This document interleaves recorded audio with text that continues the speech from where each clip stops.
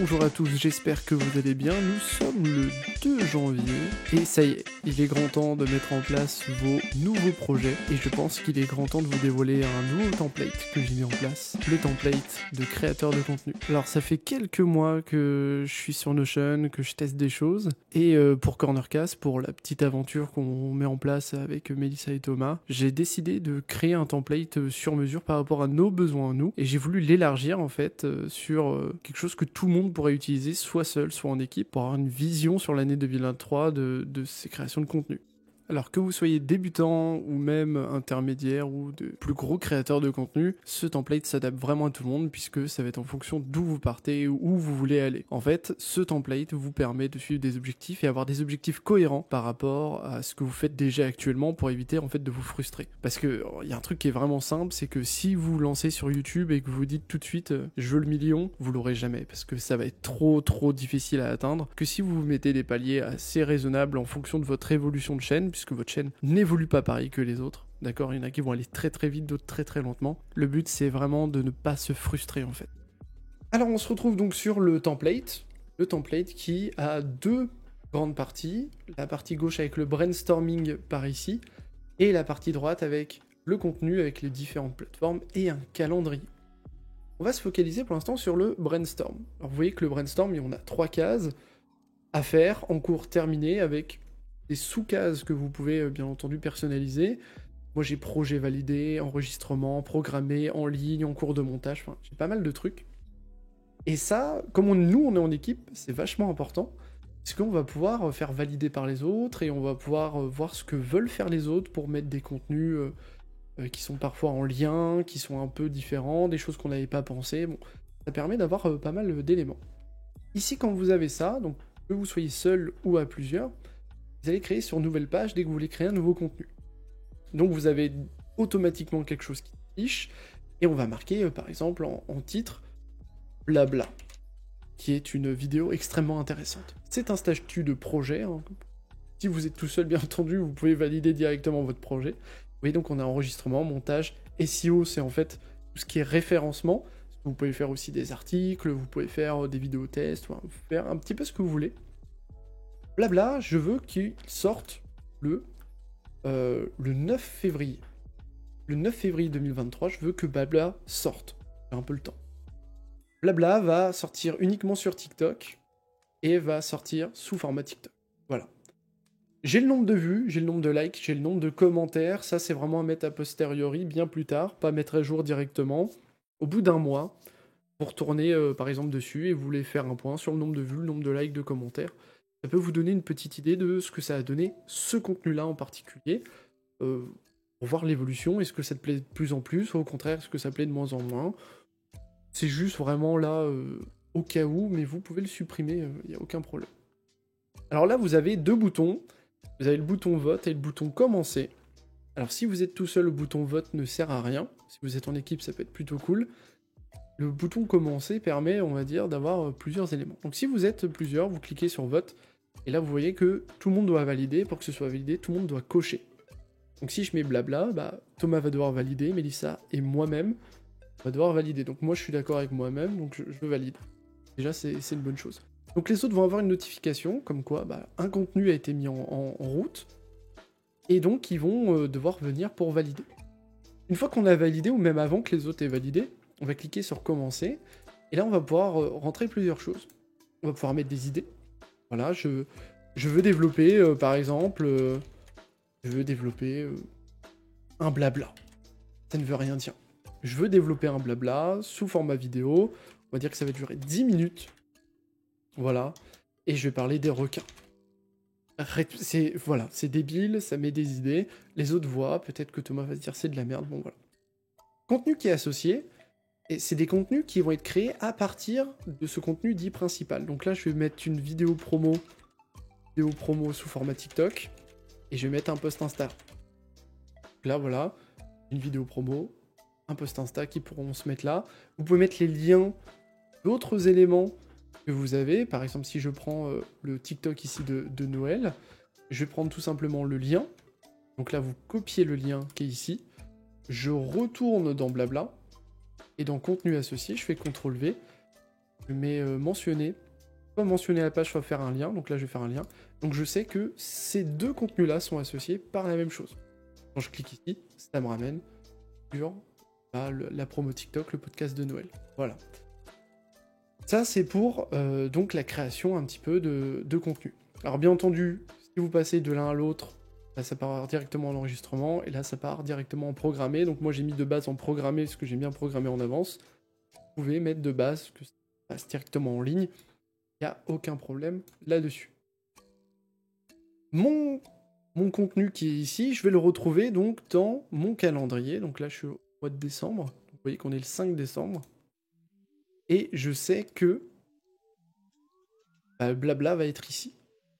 Donc là, c'est directement mis. Vous n'avez rien à faire. Vous n'avez rien à rebouger. Alors par contre, vous pouvez faire un truc au niveau du calendrier. Ça, c'est assez intéressant.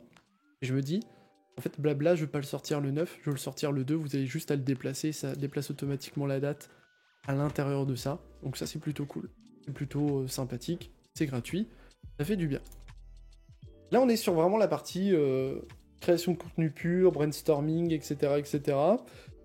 Là, on va partir dans, on va dire, le contenu un peu plus chiffré, tout ce qui est un peu plus statistique. Ma déformation de comptable fait que j'adore les stats. Et donc, j'ai besoin d'en avoir parce que je trouve ça intéressant. Ça montre pas mal de choses et en termes de motivation des troupes, c'est plutôt sympa. Là, vous voyez que déjà sur YouTube, Spotify, Instagram et TikTok, là, donc sur cette partie-là, on a différents pourcentages, 33, 50%, 0%, on sait pas trop ce que c'est. C'est en fait le pourcentage de contenus qui ont été créés, associés à une plateforme, et qui ont été finis. Donc là, je vois que j'ai 33% des contenus YouTube qui sont terminés, j'ai 50% des contenus Spotify qui ont été terminés, et Instagram et TikTok, on est à 0%. Donc si par exemple, la promo TikTok, la podcast de Noël, je la passe en terminé, là j'ai 50% de mes contenus TikTok qui sont finis.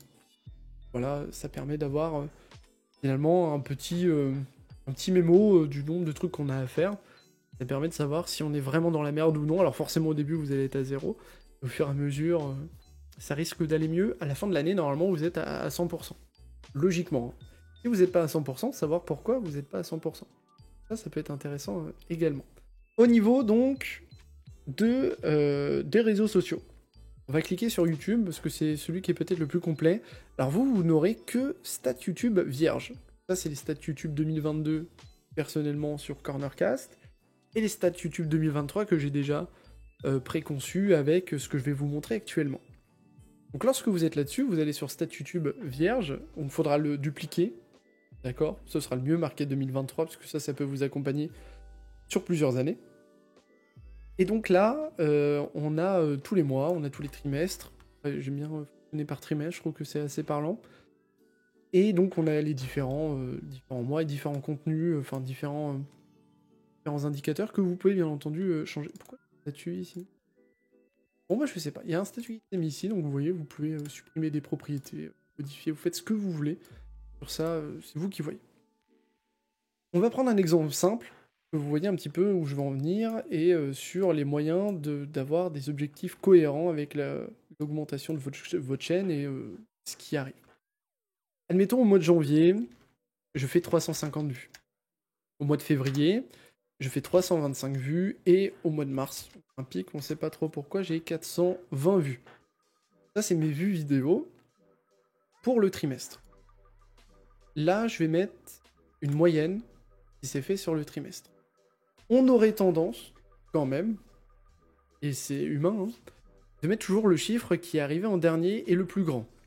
Donc les gens d'habitude vont mettre soit 420 là de mars, et si mars était par exemple à 310, là on a plutôt une phase descendante, 350, 325, 310, on aurait tendance à mettre quand même 350 puisque c'était le chiffre le plus haut.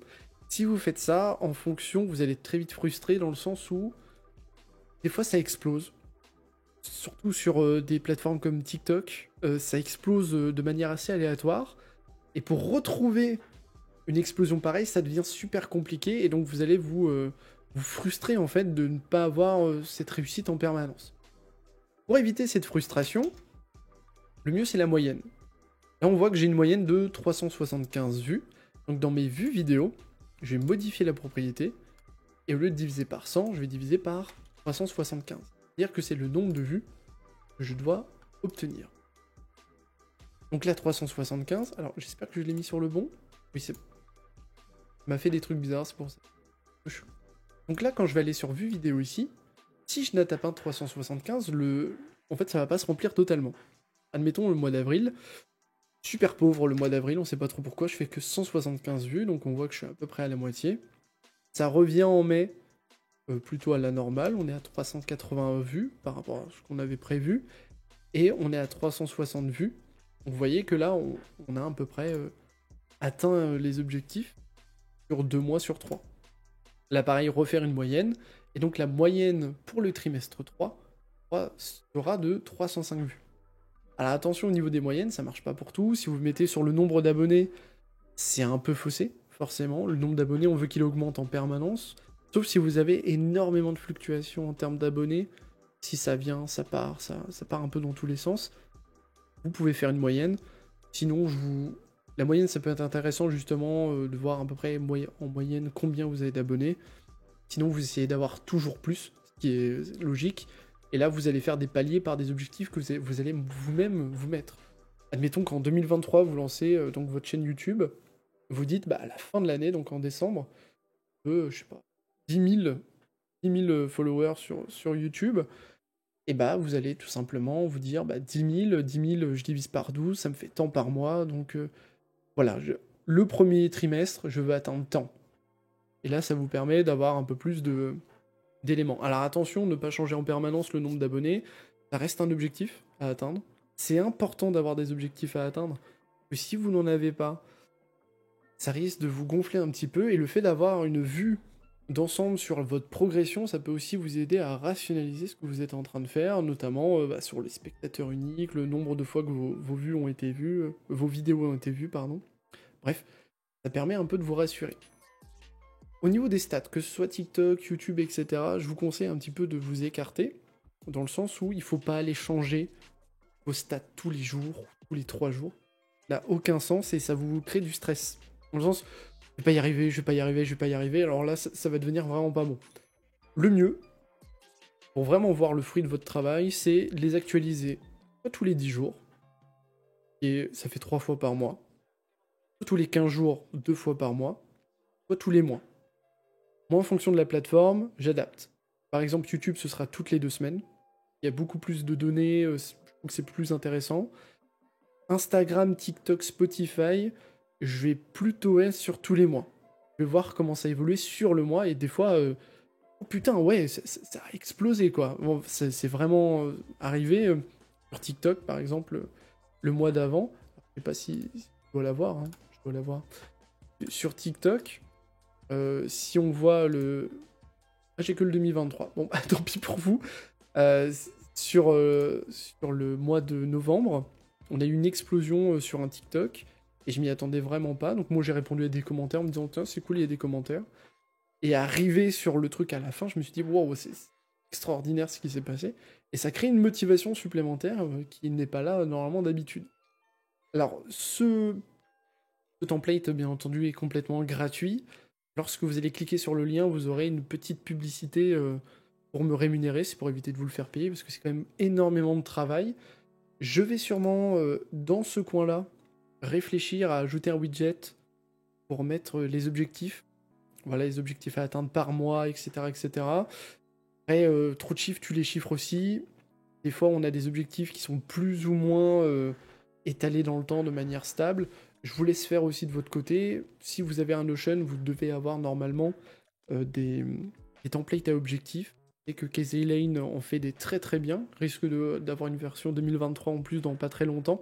Donc n'hésitez pas à prendre le sien. Et dans la partie un peu, on va dire, autre, vous mettez création de contenu et je veux atteindre tant d'abonnés. Donc c'est-à-dire qu'en janvier, je dois essayer d'atteindre ça, etc. Ne soyez pas frustrés si vous n'atteignez pas tout de suite vos objectifs. Parce que, regardez ce que disait Winston Churchill, le succès n'est pas final, l'échec n'est pas fatal. C'est le courage de continuer qui compte. Je trouve que cette phrase-là est super importante, c'est-à-dire ne lâchez pas. Qu'importe vos nombres de vues, vos nombres de likes, vos nombres de... L'important, c'est d'aimer faire ce que vous faites, partager des choses, pas vous forcer, et puis Bah voilà quoi, on y va. On y va doucement mais sûrement, mais on y va. Voilà, c'était tout pour cette petite présentation. J'espère que ça vous aura plu. Si vous avez des questions, parce que je suis sûr que j'ai oublié des trucs, en commentaire, n'hésitez pas à me les poser. Je ferai peut-être des vidéos retour avec toutes les questions que vous avez. N'hésitez pas également à laisser un petit like que vous voulez, à partager la vidéo. En tout cas, ça m'a fait vraiment plaisir de tourner cette vidéo. On se retrouve très bientôt pour des contenus qui sont plus dans la normale, c'est-à-dire des podcasts notamment. Donc si vous êtes fan de productivité, on a un podcast sur le bien-être moral et de la santé physique qui est très intéressant, qui est en lien un petit peu avec ça. Je vous ferai aussi très prochainement une sorte de petite critique sur le livre One Thing, qui est très intéressant sur la productivité, qui peut aussi vous intéresser sur la création de contenu. Donc voilà, on se retrouvera sur ça. Je vous fais de gros bisous à tous et à très bientôt.